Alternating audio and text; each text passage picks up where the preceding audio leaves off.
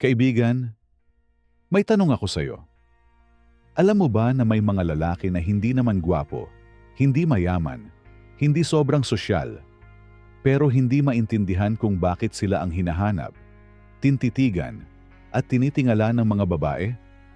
Bakit ganon? Ano bang meron sila? Anong klaseng aura ang dala nila na hindi mo makikita sa ordinaryong lalaki? At ang mas matindi, pwede mo ring magkaroon ng aura na, yan, kung alam mo ang mga sikreto. Kaya tapusin mo ang video na ito, kaibigan. Pero bago tayo magsimula, ay comment mo sa baba kung nasa ang lugar ka. Habang pinapanood mo itong video, masaya akong malamlong gaano nakalayo ang naaabot ng ating kapatiran gamit ang Stoicism. At syempre, huwag mong kalimutang mag-subscribe para sa mas marami pang modern Pinoy Stoic content. At para sa comment section, ang phrase mo, tahimik ang lakas ko, pero ramdam. Kaibigan, may isang bagay na hindi mo nakikita, pero ramdam ng babae bago ka pa magsalita. Ang aura mo. Ito ang presensya mo.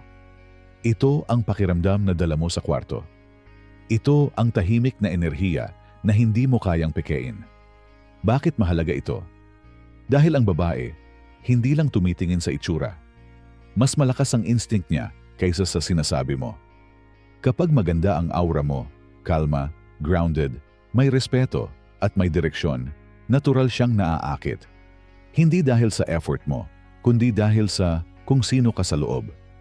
Ayon kay Marcus Aurelius, the happiness of your life depends upon the quality of your thoughts. At kung maganda ang laman ng isip mo, kaibigan, maganda rin ang aura mong lumalabas. Ang aura ay resulta ng disiplina, pag-iisip, at pagkatao. Kaya napakahalaga nito sa mundo ng pag-ibig. Kapag maganda ang aura mo, hindi mo kailangan maghabol. Napapansin ka kahit tahimik ka. Nagiging iba ang dating mo kahit simpleng tao ka lang. Una, aura ng kalma. Yung laging kontrolado ang sarili, kaibigan. Hindi lahat ng lalaki marunong maging kalmado.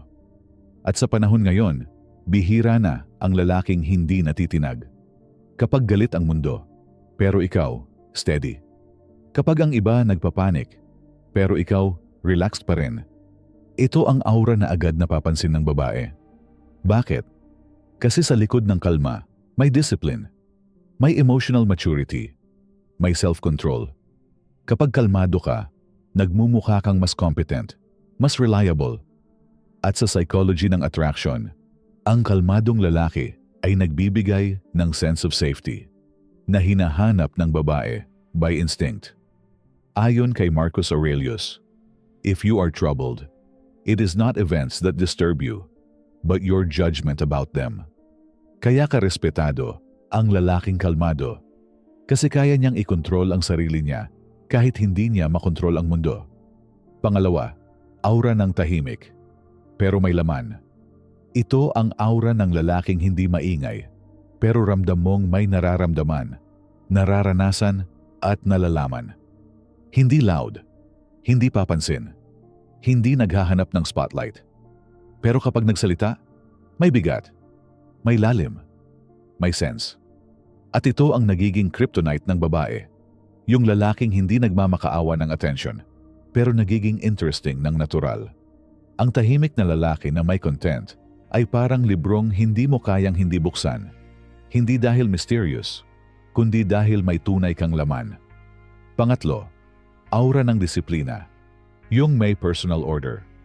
Ang disiplina ng lalaki ay hindi laging nakikita, pero nararamdaman ito ng babae.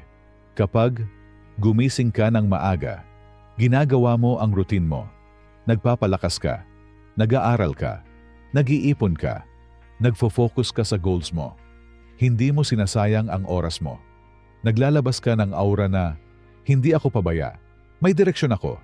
Lalaki na may direksyon, lalaki na mahalaga. At ang lalaki na mahalaga, hindi madali palitan. Pang-apat, aura ng hindi nagpapakompleto sa babae. Maraming lalaki ang nagkakamali rito. Ginagawa nilang life purpose ang babae. Tinatapon nila lahat. Oras, kaibigan, hobbies, self-worth. Ang ending, nagiging predictable sila at nawawala ang value nila. Kaibigan, ang babae ay hindi naghahanap ng lalaking wala ng ibang mundo, kundi siya. Gusto nila ng lalaking may sariling buhay, sariling passion, sariling mission. Dahil kapag ikaw ay buo, hindi ka dependent, hindi ka clingy, hindi ka madaling ma-shake. At ang aura ng independence ay parang magnet.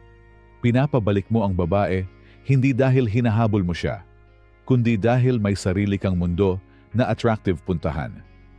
Panglima, aura ng leadership. Hindi bossy, pero natural na tagapag-guide.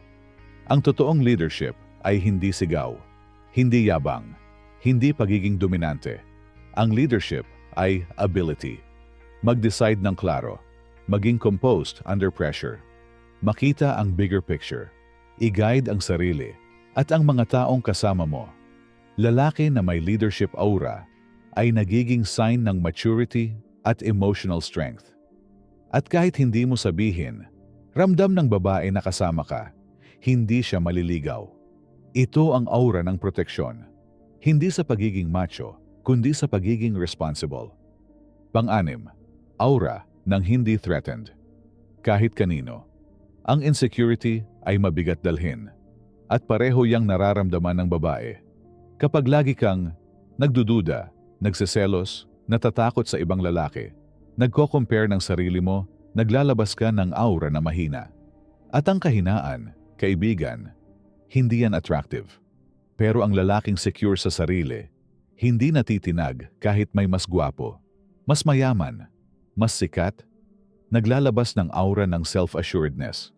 Kapag hindi ka threatened, ang babae ay hindi rin nagiging anxious, kaya mas kampante siya sa'yo. Pampito, aura ng pagpapahalaga sa sarili, self-respect.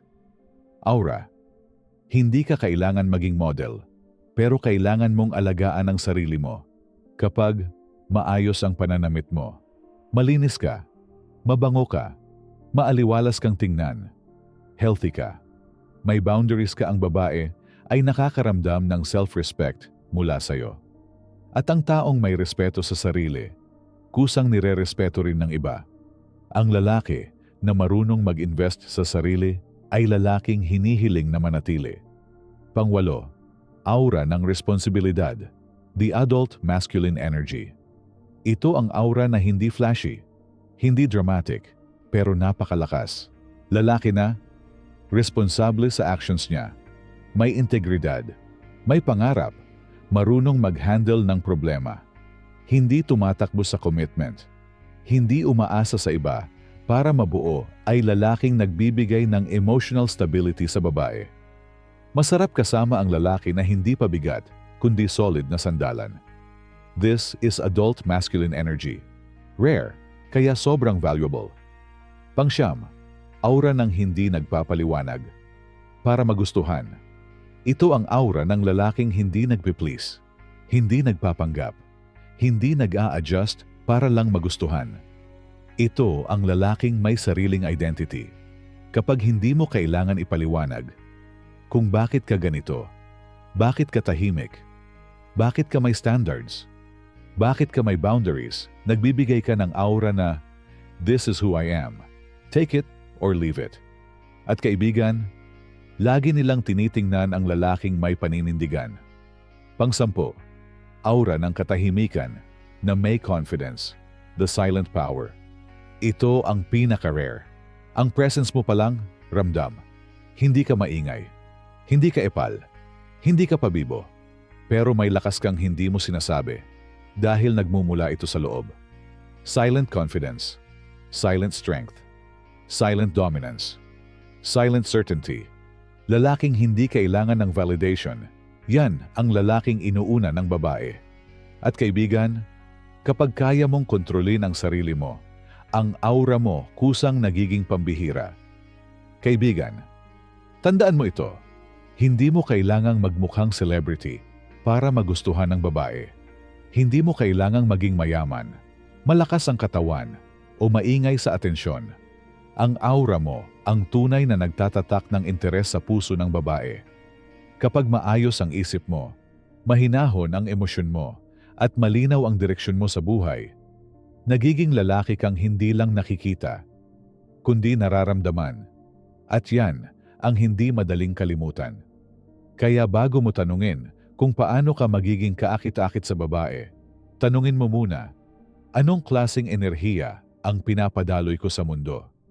Dahil kaibigan, kapag maganda ang aura mo, madalas, hindi ikaw ang lumalapit, siya ang kusang naaakit. Mapapansin mo kaibigan, lahat ng aurang to, hindi tungkol sa pagpapakitang gilas, hindi tungkol sa pagpapapogi, hindi tungkol sa pagiging mayabang. Lahat sila nanggagaling sa loob. Ang pag-angat ng aura mo ay bunga ng pag-angat ng sarili mo. At kapag inayos mo ang sarili mo, ang babae kusang naa-attract sa'yo. Hindi mo kailangan pilitin. Hindi mo kailangan habulin. Hindi mo kailangan ipamigay ang dignidad mo. Kapag malakas ang loob mo, malalim ang pag-iisip mo, at mataas ang standards mo, presence mo pa lang, sapat na. Kaibigan, ngayon ikaw naman, alin sa 10 aura ang meron ka na? At alin ang pinakamahirap para sa'yo? I-share mo sa comments. At kung gusto mo pa ng malalim, modern, at stoic na payo, mag-subscribe ka na. Dahil dito, hindi ka lang nagiging attractive, nagiging mas malakas na lalaki ka.